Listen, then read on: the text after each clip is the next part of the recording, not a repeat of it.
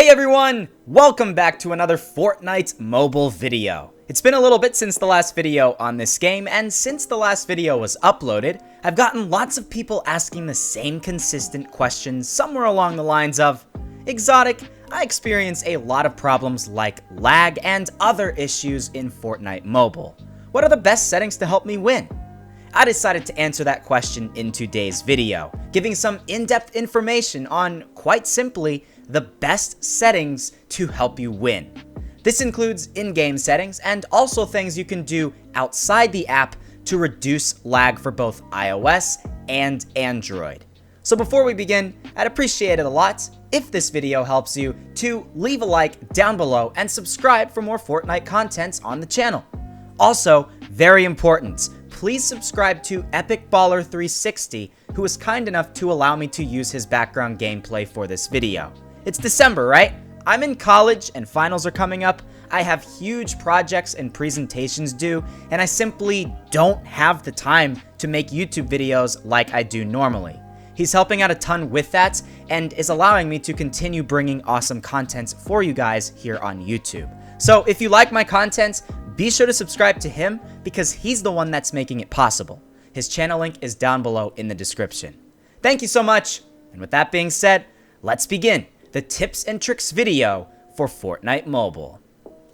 Alright, so starting things off, let's begin talking about some of the most simple things you can do in Fortnite Mobile to help you more consistently win. If you are already a pretty experienced Fortnite Mobile player, I can guarantee you will already know quite a few of these first tips, but as this video progresses forward, I can safely say there will be tips I'll suggest to you that you won't have heard of before. So, first, let's actually go into Fortnite Mobile's in-game settings themselves.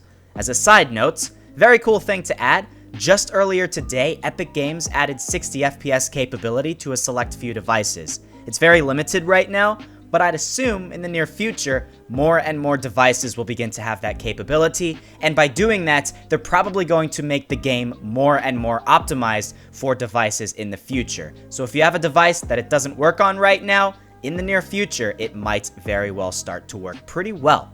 So yeah, looking at the screen we have here, there are several different options. There are numerous different settings we can turn off and on according to how we like the game to look. First off, we can look at the most basic of settings, overall graphics quality, as you can see right here. This depends on what type of device you have. If you have a higher-end iOS or Android device, like me, for example, with the Asus ROG phone, or someone else with the new iPad Pro, you should have no problem running the game on high settings, and for that matter, literally every single other setting turned on. However, if you have the bare minimum for device requirements, you will likely have to decrease overall quality to compensate for the lag you'll experience. So, if you're trying to run the game on maybe the iPhone SE or Honor Play, for example, you might have to kick it down to medium or even low in order to get decent FPS. However, look, if you're sitting there all sad because you have to run on low settings for your device, don't worry. I may have some tips later that you can do outside of the app and may even allow you to boost up your settings to medium or high and still make it run well. With your mobile frame rate, you want to keep it at 30 FPS. 20 FPS is pretty slow, and I can 100% guarantee you will lose some fights if you put the game at 20 FPS. For lower power mode, unless you specifically want to play for a long period of time, maybe if you're streaming to YouTube or Twitch for example, be sure to turn that off because it will eventually make your game look and run terribly. Next up, for overall in-game settings, be sure to choose the right matchmaking region. Choose whichever one is lowest. Generally, auto is fine. For example, if you're living in Indonesia, don't try to connect to European servers because the ping is going to be horrible. You're going to fail, and so many times someone is going to kill you with you never even knowing they were there. I'm talking about through wall type of kills because high ping screws your game up that much. We'll get into sensitivity just a bit later, but what about all this other stuff? Invert view? Turn that off. Motion enabled? Turn that off. You only turn that on if you want motion blur on your game, and to be honest, no one wants that. I've never met anyone who wants that. It'll just make you dizzy and have a headache.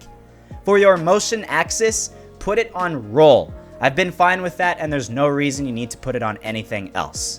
Again, turn off motion invert view and motion invert turn. If you have any of the invert settings turned on, you will literally have to learn the game the exact opposite to everyone else. It's not fun. Trust me, I've tried it myself. It doesn't work. Hidden matchmaking delay doesn't affect lag in any way, so put it to whatever way you want, and now we're finally at the control settings. Sprint cancels reloading? Turn that off. If you have that on, you may need to reload your gun because you're in the middle of the gunfights and you'll accidentally sprint, causing the reload to reset. Then you'll die a very stupid death. For reset building choice, I would personally recommend turning that off. Unless you're some exceptional pro who wants to edit his walls a certain way, you probably want your floors to look normal, your walls to look normal, and your ramps to look normal. If you turn that off, it'll force you to learn how to edit when building, and that's a good thing. It'll make you better at the game because editing is just as important as building. All the pros that are watching can attest to that. For aim assist, if you're a beginning player, you can turn it on, but you really want to turn that off because with that setting turned off, you'll become more accurate with the different weapons in the game and in general, learn the game better. And as this video's title suggests, it'll help you win more frequently in the long run. Turn turbo building on. Many people use it, and with this turned on, you'll avoid misplacing a ramp and falling to your death when climbing up into the sky. You can maybe get away with turning that off on console or PC, but definitely keep it on for mobile devices. For auto material change, you obviously want to turn this on. There is no reason why you wouldn't want this on, because as the name suggests, it'll help switch to materials you still have when you run out of one type. Auto pickup weapons is very annoying for me personally, and I think many other people can agree, so I'd recommend turning that off. If you kill someone in the beginning of the game and you have 4 slots free, the game will just auto pick up whatever guns are on the floor, even if there are 4 pistols, and it won't pick up minis, bandages, other things you may need, and then you might die trying to figure out which weapons to pick up. It's just a hassle, and with that setting turned off, you have more control over your game. Auto sort consumables to rights, turn that off. Vibration, definitely turn that off. It distracts you and it screws up your gameplay. For voice volume, here's a tip you may not realize. If you turn voice chat on, it actually causes a bit of lag in your game. This is the same with pretty much any game out there that has voice chats. So unless you really want to talk to your duo partner, turn it off and it'll actually help improve your FPS. Or simply just don't go into duos and play in solo, and then you won't have to worry about voice chat causing any bit of lag. Now, let's talk about sensitivity. This is where it's really up to you. You need to find a sensitivity that's ideal for your own playstyle.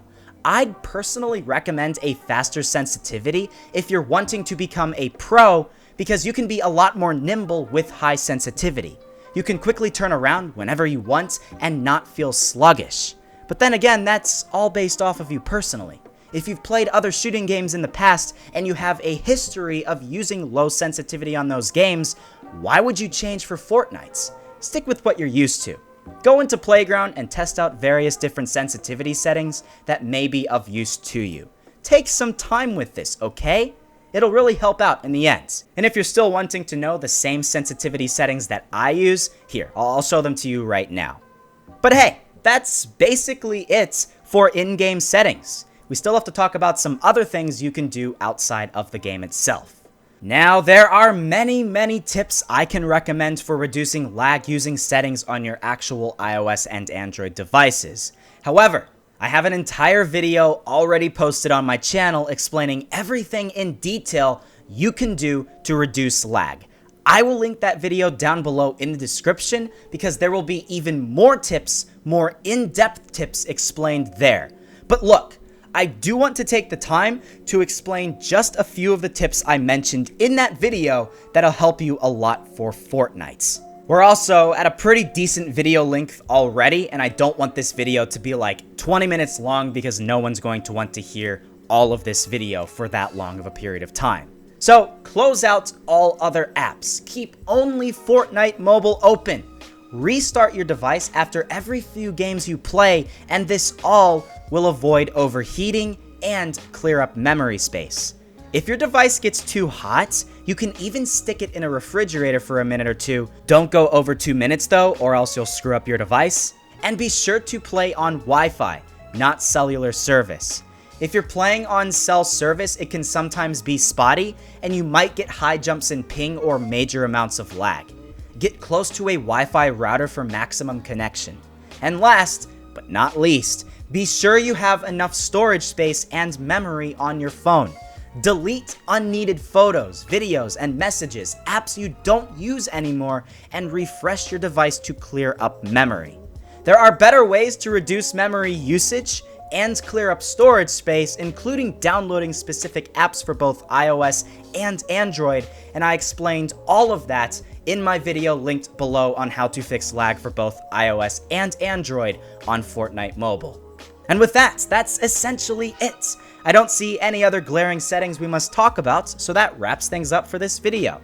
I hope this was of some help to you guys, and if you learned something new or agree with what I said, please leave a like down below. It again takes just a second, but it helps out the channel a ton.